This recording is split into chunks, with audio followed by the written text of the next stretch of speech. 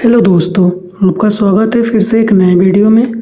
आज हम लोग बिहार दरोगा के लिए ज्ञान बिंदु का सेट नंबर 2 देखेंगे, जो 12 अक्टूबर को आयोजित किया गया था।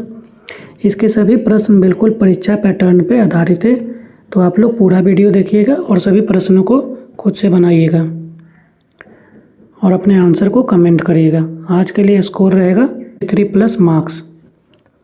तो हम लोग शुरू करते हैं। पहला प्रश्न है, सोवियत संघ मित्र राष्ट्रों के समूह में कब शामिल हुआ? इसका सही उत्तर होगा ऑप्शन सी, यानी 1941 में सोवियत संघ मित्र राष्ट्रों के समूह में शामिल हो गया। और सोवियत संघ की स्थापना ब्रिटेन और फ्रांस मिलकर किए थे। अगला प्रश्न हो जाएगा, एडोल्फ हिटलर का जन्म कब हुआ? इसका सही उत्तर होगा ऑप्शन बी, 20 अप्रैल 1889 को ऑस्ट्रिया देश में हुआ था। और ये इसके ब्रौना नामक शहर में, ऑस्ट्रिया के ब्रौना नामक शहर में एडोल्फ हिटलर का जन्म हुआ था। इनकी एक ऑटोबायोग्राफी थी मीन कैंप, जो काफ़ी फेमस थी, परीक्षा में पूछा जाता रहा। अगला प्रश्न देखेंगे, निम्नलिखित में से कौन सा जैन साहित्य नहीं है? इसका सही उत्तर होगा ऑप्शन डी, दिव्यवदान। दिव्यवदान क्या है? यह बौद्ध साहित्य है, बौद्ध धर्म से जुड़ा हुआ है। अगला प्रश्न है, निम्नलिखित में से कौन नवपाषाणकालीन स्थल है? पहला है मेहरगढ़, दूसरा बेलन घाटी, तीसरा चिरांद, चौथा कोल्डियावा। सही कूट का चयन करना है, तो इसका सही उत्तर होगा ऑप्शन डी, यानी सभी जो स्थल हैं मेहरगढ़, बेलन घाटी, चिरांद या कोल्डियावा, सभी कैसे स्थल है? नवपाषाणकालीन स्थल ही है। अगला प्रश्न है, सूची 1 को सूची 2 से मिलान करना है, यानी एक तरफ वेदांग दिया हुआ है, दूसरा तरफ उसका अर्थ दिया हुआ है। चलिए हम लोग मिलाते हैं। निरुक्त, निरुक्त भाषा विज्ञान से संबंधित है। कल्प, कल्प जो है कर्मकांड से है, शिक्षा उच्चारण विधि से, और ज्योतिष भाग्यफल से है। इसके अनुसार इसका ऑप्शन बी सही हो जाएगा, यानी 2, 1, 4, 3। अगला प्रश्न देखते हैं हम लोग, निम्नलिखित में से कौन सा लेखक जो सिकंदर के साथ आया था? नियार्कस, ओनेसिक्रिटस और डायमेकस, यानी नियार्कस और ओनेसिक्रिटस सिकंदर के साथ आया था, जबकि यह एंटियोकस का राजदूत था, जो बिंदुसार के शासनकाल में आया था। इस प्रकार इसका सही ऑप्शन हो जाएगा ऑप्शन नंबर 1, केवल 1 और 2। अगला प्रश्न है, निम्न चीनी यात्रियों के भारत आगमन का काल क्रम के अनुसार आरोही क्रम में सजाना है। इसका सही उत्तर होगा ऑप्शन ए, यानी फाहियान, संयुगन, हेनसांग और इत्सिंग। अगला प्रश्न है, पुस्तक तहकीक हिंद के लेखक कौन है? इसका सही उत्तर है ऑप्शन बी, अल बरूनी, जो मोहम्मद गजनबी के साथ भारत आए थे। और ये वही गजनबी है जिन्होंने भारत पे 17 बार आक्रमण किया था। और इनका सबसे फेमस आक्रमण जो था 1025 का सोमनाथ मंदिर का आक्रमण था। अगला प्रश्न है कि दिल्ली सल्तनत का वास्तविक संस्थापक कौन है? इसका सही उत्तर होगा ऑप्शन सी, इल्तुतमिश। इन्होंने 1211 से 1236 तक शासन किया। और एक इतिहासकार हैं आर.पी. त्रिपाठी। आर.पी. त्रिपाठी ने इनको भारत का वास्तविक संस्थापक भी कहा था। अगला प्रश्न है, भक्ति आंदोलन के प्रमुख संतों एवं उनके सिद्धांतों को सही सुमेलित करना है। इसका तो चलिए हम लोग मिलाते हैं। शंकराचार्य का था अद्वैतवाद, रामानुजाचार्य का है विशिष्टाद्वैतवाद, गुरु नानक जी का है एकेश्वरवाद, और माधवाचार्य का है द्वैताद्वैतवाद। इसके अनुसार इसका ऑप्शन ए सही हो जाएगा, यानी 4, 3, 1, 2।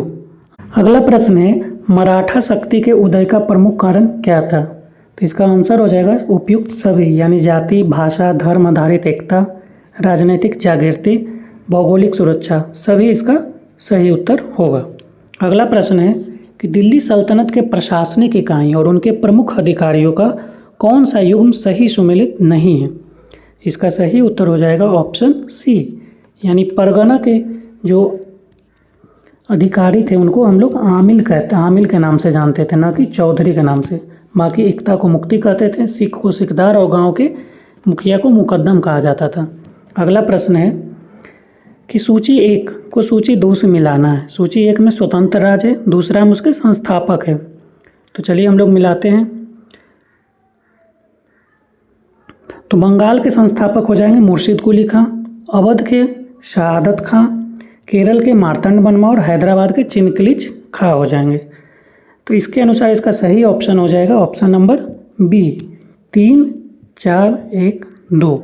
अगला प्रश्न है, निम्नलिखित में से किसने कहा था कि भारतीय रेलवे के विकास के बारे में कहा कि भारत में अंग्रेजों द्वारा रेलवे के विकास पर खुश होना ऐसा ही है जैसे दूसरे की पत्नी के अलंकार देखकर खुश होना है। इसका सही उत्तर हो जाएगा ऑप्शन सी, बाल गंगाधर तिलक के द्वारा यह कथन कहा गया था। अगला प्रश्न है, 1857 के विद्रोह के समय निम्नलिखित में से किसने अंग्रेजों के विरुद्ध फतवा जारी कर जिहाद का नारा दिया था। इसका सही उत्तर होगा ऑप्शन डी, मौलवी अहमदुल्ला, जो कहाँ से नेतृत्व कर रहे थे, तो फैजाबाद से नेतृत्व कर रहे थे। अगला प्रश्न है, निम्नलिखित में से किस एक समाज सुधारक ने स्वयं को कृष्ण का अवतार और एक पैगंबर घोषित किया था। इसका सही उत्तर होगा ऑप्शन ए, मिर्जा गुलाम अहमद के द्वारा खुद को घोषित किया गया था। अगला प्रश्न है, सुभाष चंद्र बोस द्वारा बनाई गई महिला रेजिमेंट का नाम क्या था। इसका सही उत्तर हो जाएगा ऑप्शन सी, यानी रानी झांसी रेजिमेंट। और इनका 3 पुरुष रेजिमेंट था, नेहरू, टैगोर और शायद गांधी के नाम से था। अगला प्रश्न है, निम्नलिखित में से कौन क्रिप्स मिशन के साथ कांग्रेस के आधिकारिक वार्ताकार थे। इसका सही उत्तर हो जाएगा ऑप्शन बी, जवाहरलाल नेहरू और मौलाना आज़ाद। इन्होंने 1942 में स्टैनफोर्ड क्रिप्स के आने पर वार्ता किए थे। अगला प्रश्न है, निम्नलिखित में से किसने कांग्रेस को राजद्रोहियों की संस्था कहकर पुकारा था। इसका सही उत्तर होगा ऑप्शन बी, लॉर्ड डफरिन। हम लोग जानते हैं कि कांग्रेस का गठन 28 दिसंबर 1885 को हुआ था और उस समय डफरिन का ही कार्यकाल था और इन्होंने ये कांग्रेस को राजद्रोहियों की संस्था कहकर पुकारा था। अगला प्रश्न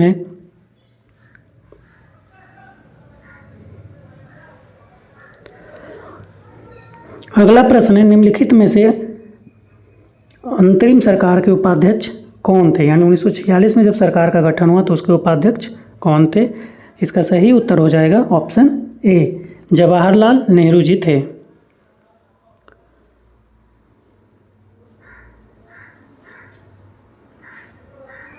अगला प्रश्न है, राज्यसभा का पदेन सभापति कौन होता है।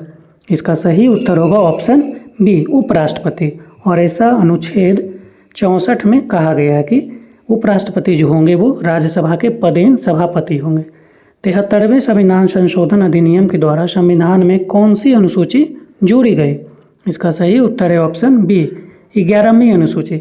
वहीं अगर पूछेगा 74वीं के तहत तो 12वीं अनुसूची जो नगर पालिका से संबंधित है, 11वां अनुसूची जो पंचायत से संबंधित है। अगला प्रश्न है, भारतीय संविधान के किस अनुच्छेद में राष्ट्रीय महत्व के स्मारक स्थानों और वस्तुओं के संरक्षण का उल्लेख है।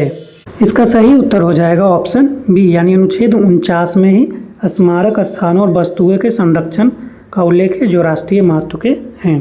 अगला प्रश्न है, राष्ट्रपति पर उच्च न्यायालय के न्यायाधीशों के स्थानांतरण का आदेश किनके परामर्श के बाद जारी किया जाता है।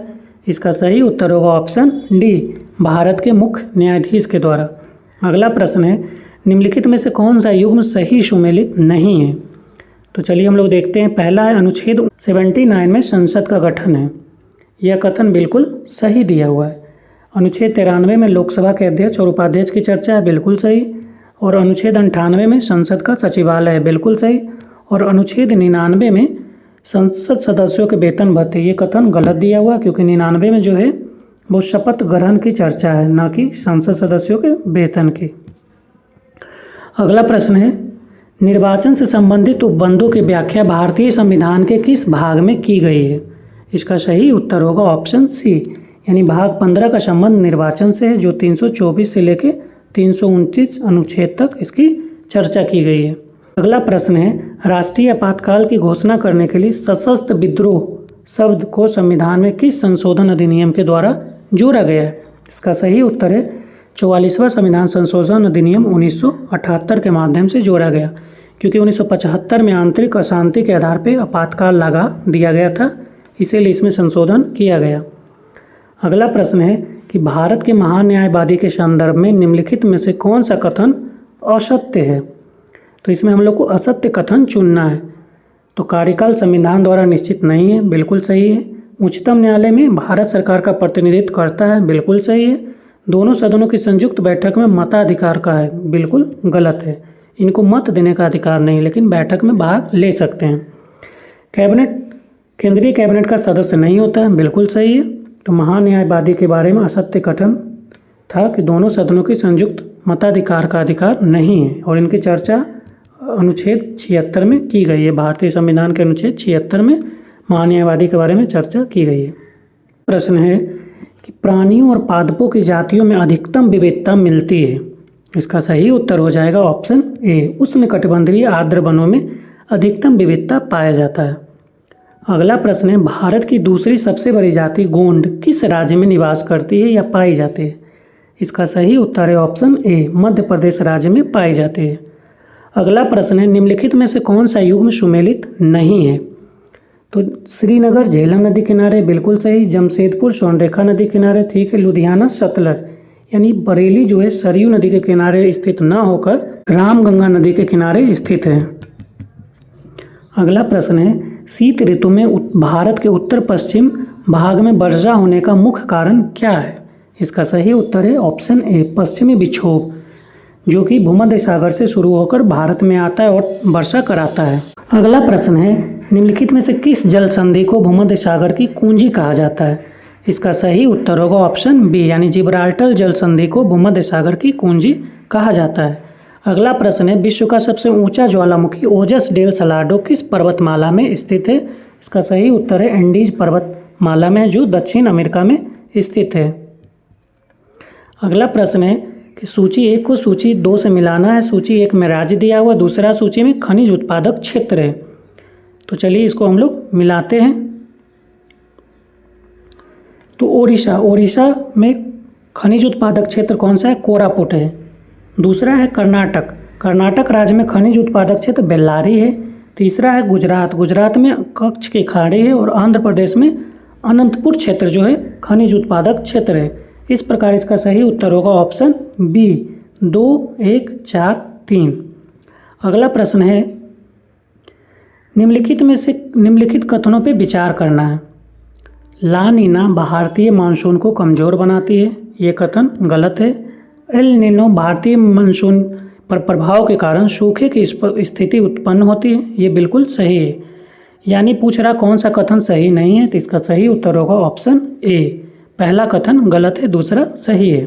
अगला प्रश्न है, निम्नलिखित में से कौन रिजर्व बैंक ऑफ इंडिया का कार्य नहीं है? इसका सही उत्तर होगा ऑप्शन डी, राजकोषीय नीति का संचालन करना रिजर्व बैंक ऑफ इंडिया का कार्य नहीं, बल्कि ये भारत सरकार का कार्य है, गवर्नमेंट ऑफ इंडिया का कार्य है।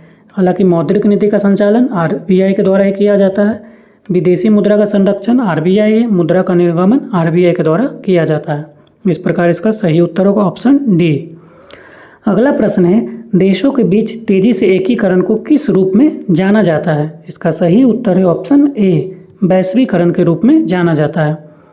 अगला प्रश्न है, निम्नलिखित में से कौन सा चक्र बेरोजगारी दर एवं मुद्रास्फीति के बीच विपरीत संबंध को स्थापित करता है? इसका सही उत्तर होगा ऑप्शन सी, फिलिप्स वक्र जो है वो बेरोजगारी और मुद्रास्फीति के बीच विपरीत संबंध को स्थापित करता है। वहीं हम लोग लॉरेंज वक्र की बात करेंगे तो ये आय असमानता को दिखाता है, वो भी केवल आर्थिक क्षेत्र में। गिनी गुणांक की बात करेंगे तो ये आय और संपत्ति के वितरण में असमानता को दर्शाता है, गिनी गुणांक। अगला प्रश्न है, यूनेस्को का मुख्यालय कहाँ स्थित है? इसका सही उत्तर होगा ऑप्शन बी, पेरिस में, पेरिस फ्रांस में। अगला प्रश्न है, केंद्रीय बजट 2025-26 के अनुसार सरकार को विभिन्न मदों से होने वाली प्राप्तियों का अवरोही क्रम बताना है। इसका सही उत्तर होगा ऑप्शन ए, यानी सबसे ज़्यादा मिलता है उधार और देयता से, जिसमें लगभग 24% है, आयकर से 22%, जीएसटी से 18% और कॉरपोरेट टैक्स से 17%।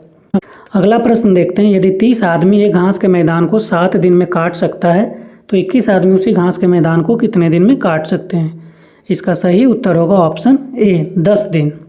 अगला प्रश्न है, एक घनाभ का आयतन ज्ञात करना है जिसकी विमाएँ दे रखी है। इसका सही उत्तर होगा ऑप्शन सी, और घनाभ का आयतन होता है LBH। इस फॉर्मूला से निकल जाएगा। अगला प्रश्न है 9, 16, 4 और 9 के बीच मध्य समानुपात का अंतर निकालना है। इसका सही उत्तर होगा ऑप्शन ए, 6 उत्तर आएगा। प्रश्न का उत्तर होगा ऑप्शन बी, 90, 90। अगला प्रश्न देखते हैं, किस वाक्य में एक वचन का प्रयोग हुआ है? इसका सही उत्तर होगा ऑप्शन बी, लड़के ने कहा।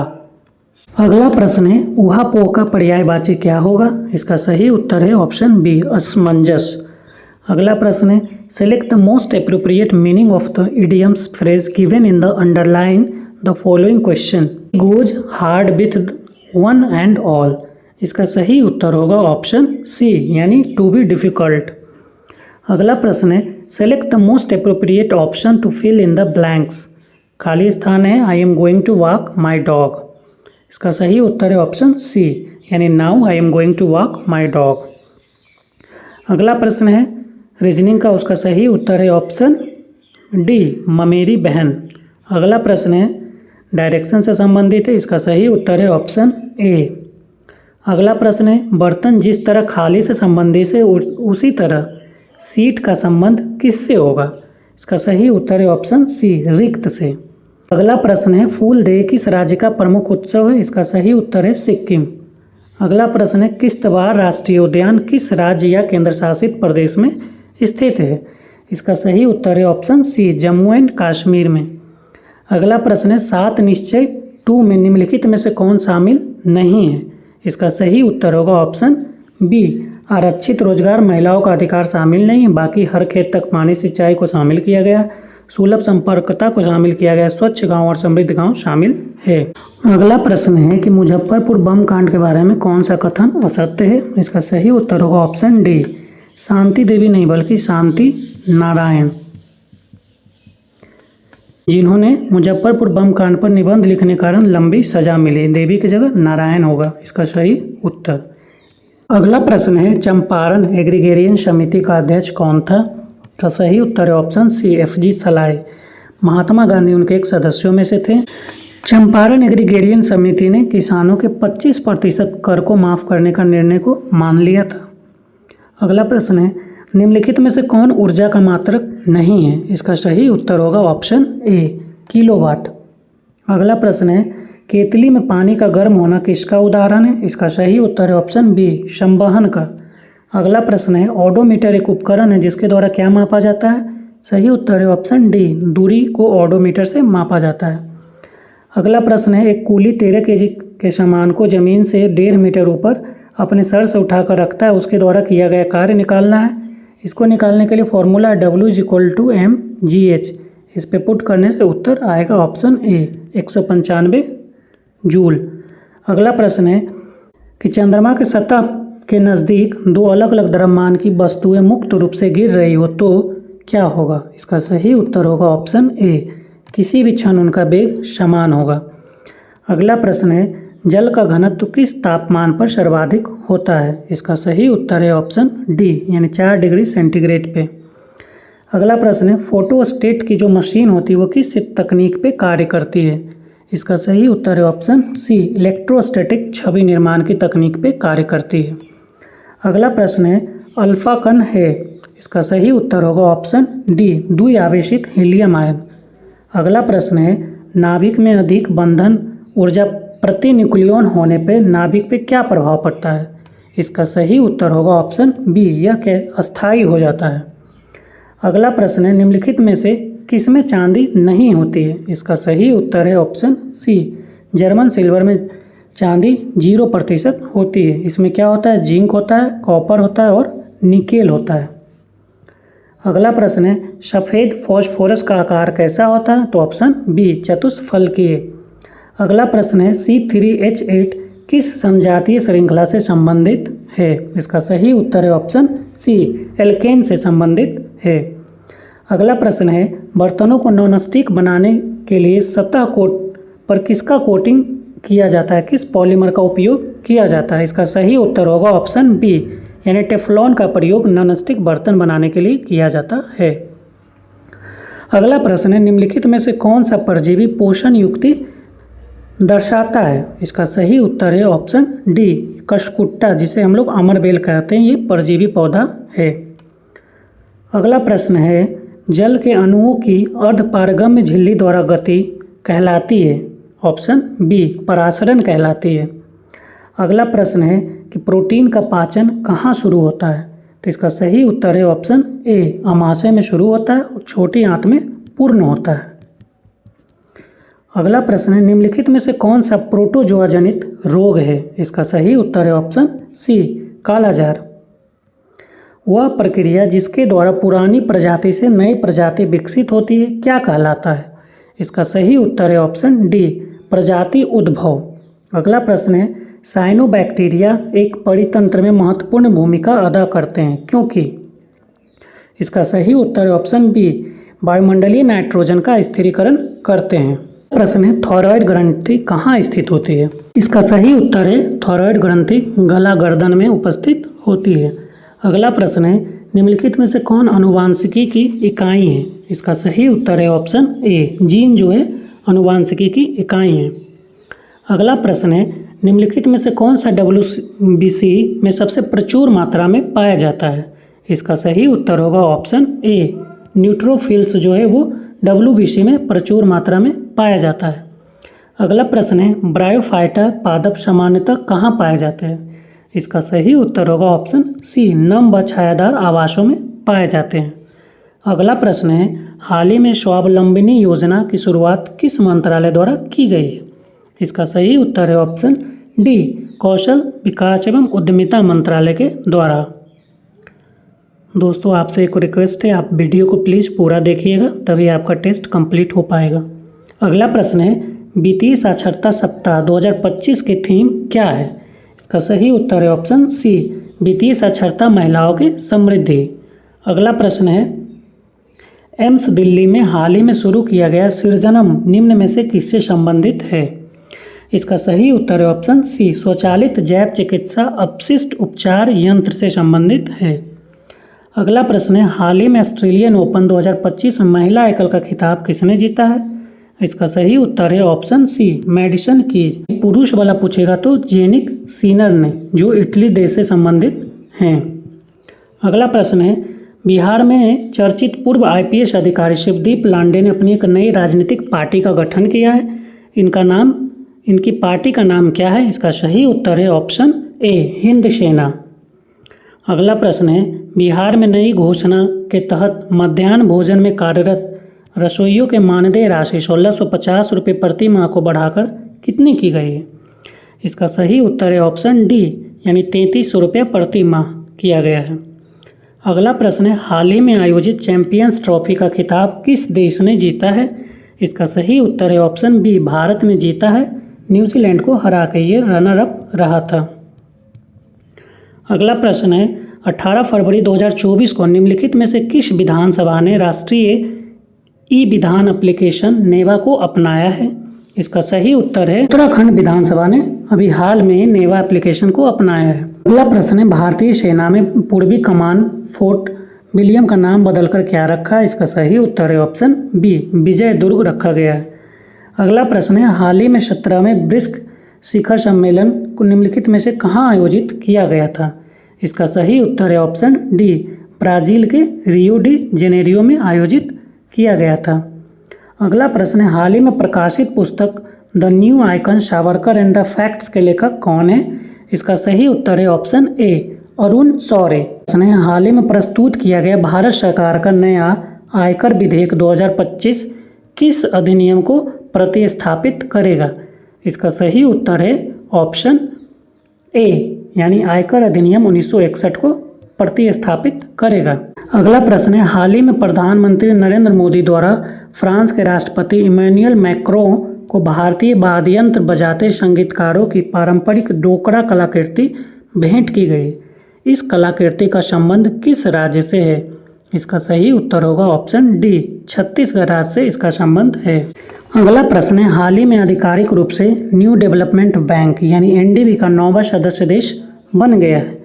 इसका सही उत्तर होगा ऑप्शन बी, यानी अल्जीरिया जो है NDB का 9वां नया सदस्य देश बन गया है। अगला प्रश्न है, हाल ही में प्रधानमंत्री नरेंद्र मोदी ने अटल बिहारी वाजपेयी लोक सेवा और नवाचार संस्थान का उद्घाटन कहाँ किया? इसका सही उत्तर होगा ऑप्शन बी, मॉरिशस में किए थे। अगला प्रश्न है, हाल ही में स्वयं का उपग्रह लॉन्च करने की घोषणा करने वाला देश का पहला राज्य कौन बना है? इसका सही उत्तर होगा ऑप्शन सी, असम राज्य सरकार ने यह घोषणा की है। अगला प्रश्न है, हाल ही में आयोजित खेलो इंडिया विंटर गेम्स 2025 में ओवरऑल चैंपियन कौन बना है? इसका सही उत्तर होगा ऑप्शन बी, भारतीय सेना खेलो इंडिया विंटर गेम्स 2025 में ओवरऑल चैंपियन बनी है। अगला प्रश्न है, हाल ही में आंध्र प्रदेश के विजयवाड़ा में स्थित बाबा साहेब भीमराव अंबेडकर की प्रतिमा के अनावरण किया गया, उसका नाम क्या है? इसका सही उत्तर होगा option D, statue of social justice. अगला प्रश्न है, निम्नलिखित में से कौन से नए संसद भवन के वास्तुकार हैं? इसका सही उत्तर है ऑप्शन सी, बिमल पटेल। अगला और अंतिम प्रश्न है कि निम्नलिखित में से किस संस्था के द्वारा एफेंटासिया पर शोध किया गया? इसका सही उत्तर होगा ऑप्शन ए, ग्लासगो विश्वविद्यालय के द्वारा।